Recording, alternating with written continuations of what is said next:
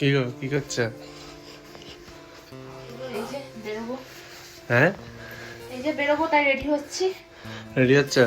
ওই ড্রেসটা পরে নিয়েছো? হ্যাঁ, তো কেমন লাগছে একটু দর্শকদের বলে দাও। ভালোই লাগছে, গরম হয় না।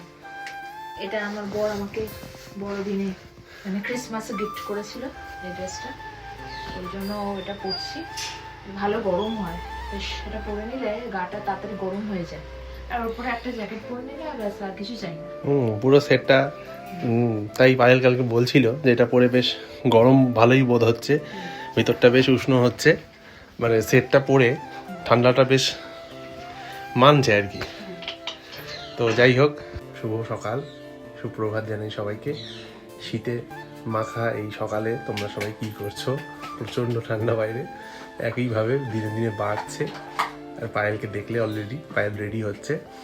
তো এরপর আর কি রেডি হয়ে দুজনে আমি দোকানে যাব, আর পায়েল যাবে স্টুডেন্টসকে পড়াতে। তো ব্যস্ততায় ভরা জীবন, ঠান্ডার উপরে উপেক্ষা করে কাজে যেতেই হবে।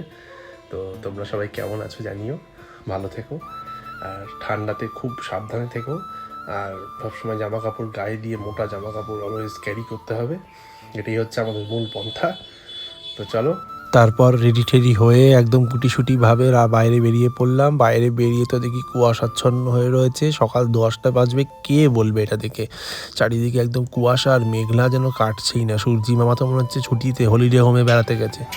তারপরে আর কি বাড়ির বাইরে বেরিয়ে পড়লাম। এই শীতের মধ্যে কাজে যাওয়াটা যেন একটা বিরাট মহৎ কাজ।